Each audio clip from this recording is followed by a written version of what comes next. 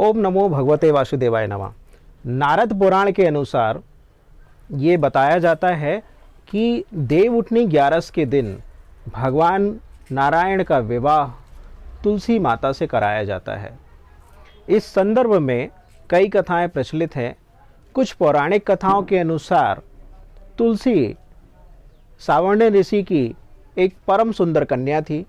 उस कन्या की एकमात्र इच्छा यही थी कि उसका विवाह या वो वर रूप में भगवान नारायण को वरण करे।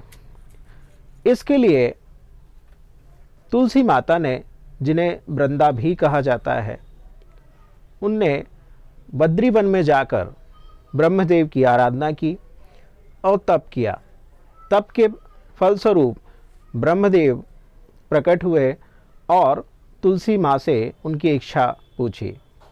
तब तुलसी माँ ने अपनी इच्छा स्वरूप ये कहा कि मैं भगवान नारायण का पति रूप में वर्ण करना चाहती हूँ। भगवान ब्रह्मदेव ने कहा कि आप चूँकि पूर्व जन्म के श्राप के कारण आप संपूर्ण रूप से भगवान नारायण को पति रूप में प्राप्त नहीं कर सकती हैं, इसलिए इस जन्म में भगवान के अंश रूप में आप उनको पति रूप में प्राप्त करेंगे।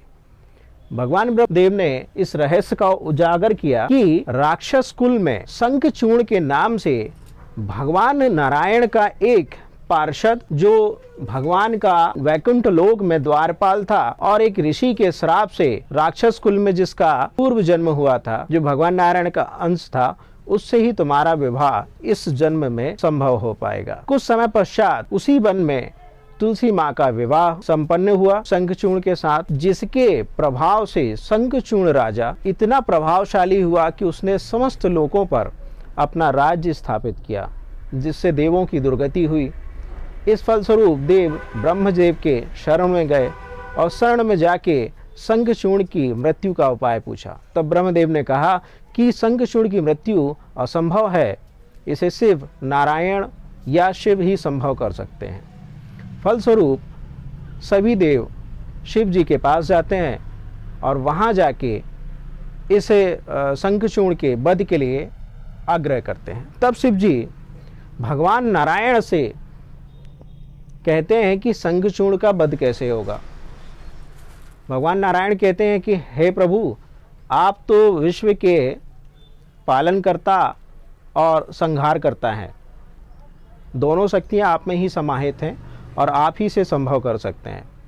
तब शिव जी भगवान विष्णु के आग्रह पर शंखचूर्ण से युद्ध करते हैं, लेकिन माता तुलसी के सतीत्व और पतिव्रत के प्रभाव के कारण शिव जी उसे जीत नहीं पाते। ना कोई हारता है और ना कोई जीतता है।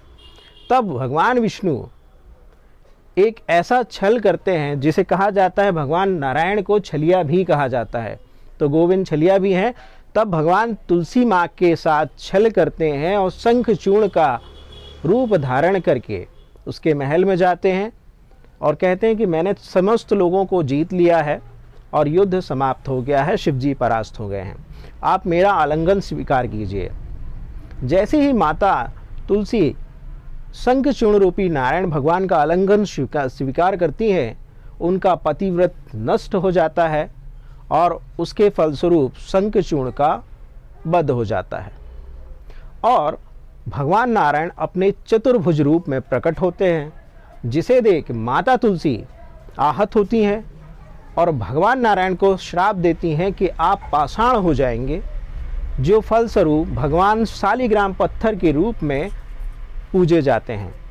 इसके पश्चात भगवान सहज ही स्वीकार करते हैं उस श्राप को और उसके बाद भगवान नारायण माता तुलसी को और शंखचूर्ण को ये वरदान देते हैं कि आप अगले जन्म में तुलसी पौधे के रूप में प्रकट होंगी और प्रत्येक हिंदू धर्म के रीति रिवाज के अनुसार देवउठनी 11 के दिन आपका विवाह संपन्न होगा और जिस वन में आपने तप किया है उसी वन में फूल मालाओं से मेरी पूजा ना हो कि तुलसी दल से ही मेरी पूजा होगी।